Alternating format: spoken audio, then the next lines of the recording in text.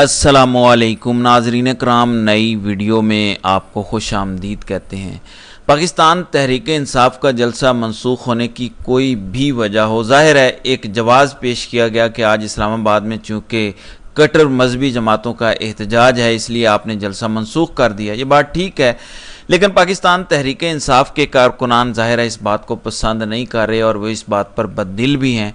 वो कहते हैं कि इस तरह तो फिर मज़ाहमत की सियासत नहीं हो सकती। लेकिन अब एक नई पटारी खुली है और वो पटारी बड़ी जायज़ है। मैं शुरू में ही आपको बताना चाहता हूँ कि अगर ये कोई और बात करता तो शायद कोई इस पर यकीन ना करता, लेकिन जब इमरान खान की अपनी हमशीरा उनकी बहन अलीमा खान सवाल उठा दें तो फिर ज़ाहिर है सोचना पड़ता है। आज कुछ सवालात इसलिए भी ज़रूरी हैं कि जिस तरीके से हमने देखा कि आज़म सवाती और बैरिस्टर गौहर सुबह सवेरे मुलाकात के लिए चले गए, ये होता नहीं है आम तौर पर। एक तो मुलाकात का वो टाइम नहीं है और 7 बजे जेल में कौन सी मुलाकात होती है ये भी ज़रा बताइएगा। और पाकिस्तान तहरीक इंसाफ के बहुत सारे लोगों को मुलाकात वैसे ही नहीं करने दी जाती। तो आज सुबह सवेरे इन्हें पैगाम मिला कि आए इमरान खान आपसे मिलना चाहते हैं, फिर मुलाकात हुई। तो ये बातें इंतहाई मशकूक हैं। अब अलीमा खान का कहना था कि मुलाकात की इजाज़त कैसे दी गई, किसने कहा कि जाओ खान से मुलाकात करो, सुबह 7:30 बजे मुलाकात कैसे हो गई, अलीमा खान ने क्या कहा है, पहले ये ज़रा मुलाहिजा करें। कि इनका किसी का इरादा ही नहीं है उसको बाहर निकालने का। इमरान का ये इस्टेब्लिशमेंट नहीं भेजा है ना, उन्होंने देखा कि लोग सारी पाकिस्तान से उठ के आ रहे हैं और जोश ज्यादा है। उन्होंने इस वक्त 7:30 बजे आजम स्वाति मिलने क्यों गया, बस ये एक सवाल है, किसने भेजा जी। और ताकि इमरान का जाके कहो जी हम मुलतवी करें, आपके नाम पे हमने मुलतवी करना है। और मैं कई दफा कह चुकी हूँ कि इमरान खान से पूछ क्यों रहे हैं जेल में बैठे हुए, चेयरमैन तो बाहर बैठा हुआ है, फैसले ये खुद करते हैं जब दिल करता है। और जब ये उस इमरान खान को निकालने की बात आती तो इमरान खान से जाके पूछने बैठ जाते हैं। सुबह गए क्यों आजम सवाती, इजाजत कैसे मिली, आप सवाल पूछिए अपनी सोशल मीडिया पे। जी जी जरूर, थैंक यू सो मच। जी, अलीमा खान सवाल ये उठा रही हैं कि सुबह सवेरे आप मुलाकात के लिए गए क्यों, और उनके मुताबिक ये इमरान खान को निकालना ही नहीं चाहते और आप बाहर फैसले क्यों खुद नहीं करते कि हमने जलसा करना है, आप इमरान खान से पूछते क्यों हैं। इमरान खान से जब आप पूछेंगे, उनको बताएंगे कि जी तसादुम का खदशा मौजूद है, हमारे लोगों की जान जा सकती है, लोग पकड़े जा सकते हैं, गिरफ्तारियां धड़ाधड़ हो रही हैं, तो जाहिर है वो कहेंगे कि ठीक है अपने कारकुनों की जान बचाएं। अब ये मैं सवाल नहीं कर रहा, ये अलीमा खान सवाल उठा रही हैं कि आप मुलाकात करने क्यों गए, आपको मुलाकात की इजाज़त किसने दी। ये बड़े संजीदा किस्म के सवालात हैं जो पाकिस्तान तहरीक इंसाफ के लोग उठा रहे हैं। अब पहले अलीमा खान ने इस पर यह बात की, उसके बाद पाकिस्तान तहरीक तहफ़्फ़ुज़ आईन पाकिस्तान के जो सरबराह हैं महमूद खान अचकज़ई, जो पाकिस्तान तहरीक इंसाफ के इत्तेहादी हैं, वो भी जलसा मनसूख होने के ऐलान पर खासे नाखुश दिखाई दिए। और उसकी वजह यह है कि जलसा मनसूख करने का ऐलान करने से पहले महमूद खान अचकज़ई को भी एतमाद में नहीं लिया गया और उसके बाद उन्होंने आज इत्तेहादी जमातों का हंगामी इजलास तलब कर लिया है। अगर आज वो कहें कि अगर आप जलसा नहीं कर सकते और आप ये सब कुछ नहीं कर सकते तो फिर आप जाएं, हमें आपकी ज़रूरत नहीं है आपके साथ चलने की, आप जाने और पुलिस वाले जाने, हमारा इस मामले से कोई लेना देना नहीं है। फिर अगर ये सब कुछ होगा तो जाहिर है इसमें एक लड़ाई झगड़े का एलिमेंट अपनी जगह पर मौजूद होता ही है, आप इसको इग्नोर नहीं कर सकते। फिर इसके बाद हमने देखा कि शेर अफजल मरवत को गिरफ्तार किया गया। शेर अफजल मरवत ने कहा कि एनओसी हो या ना हो जलसा ज़रूर होगा। उसके बाद बताया गया कि थाना गोरडा की पुलिस उन्हें गिरफ्तार करके ले गई। ये भी इतलात आई कि शेर अफजल मरवत को छोड़ दिया गया है। एक वीडियो ज़रूर मंजर आम पर आई जिसमें बताया गया कि इस्लामाबाद के एक इलाके में उन पर कातलाना हमला हुआ है और उन्होंने कारकुनों को वहां पहुंचने की हिदायत भी की।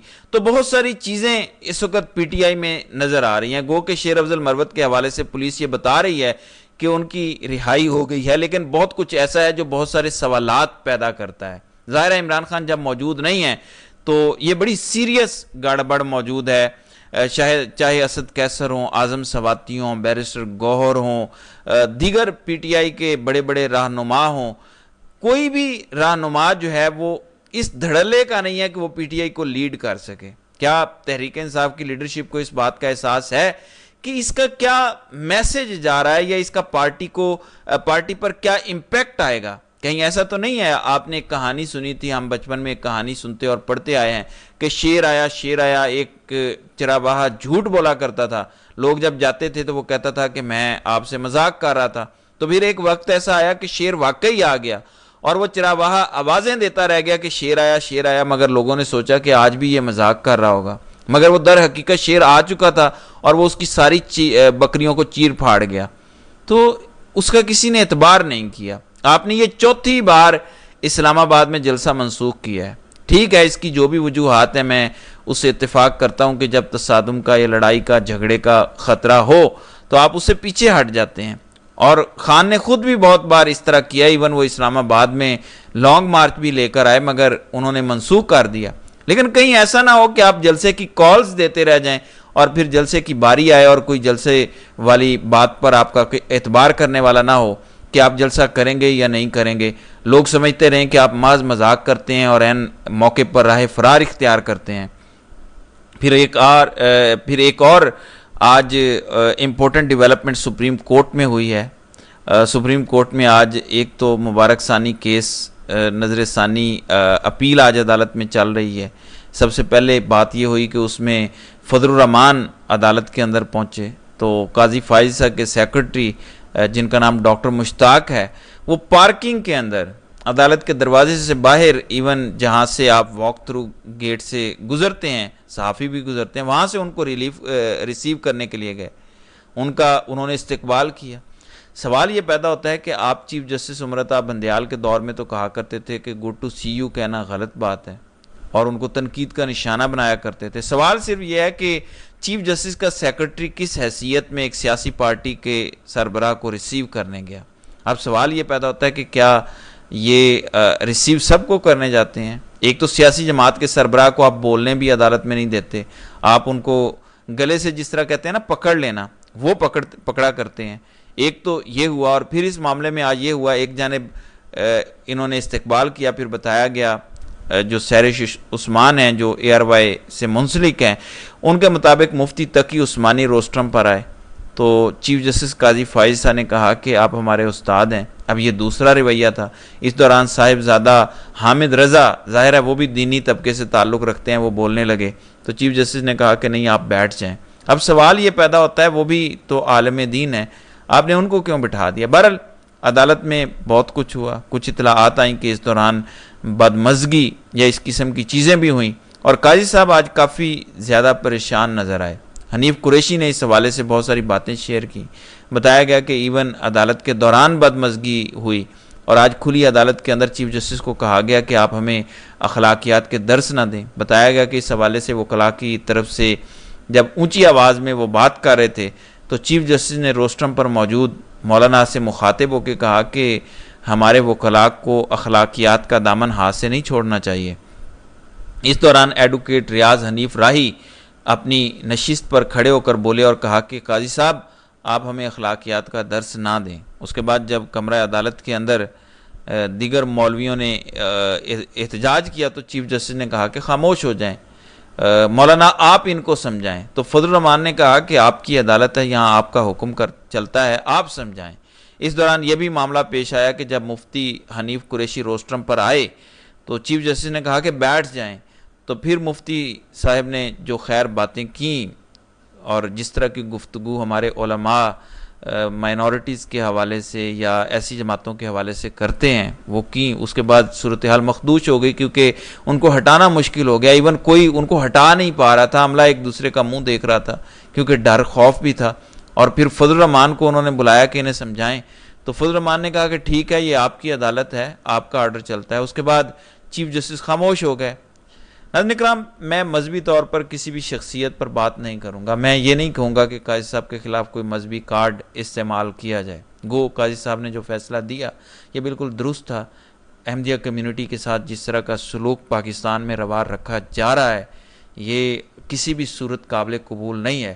لیکن قاضی صاحب نے خود جس طریقے سے پاکستان کے لوگوں کے ساتھ اور مختلف سیاسی جماعتوں کے ساتھ رویہ اپنایا, ان کو اب پتہ چل گیا ہوگا کہ ہر بندہ صاحب عزت ہوتا ہے. آج وہ فرما رہے تھے کہ میں نے 40 سال کی عمر میں حج کیا.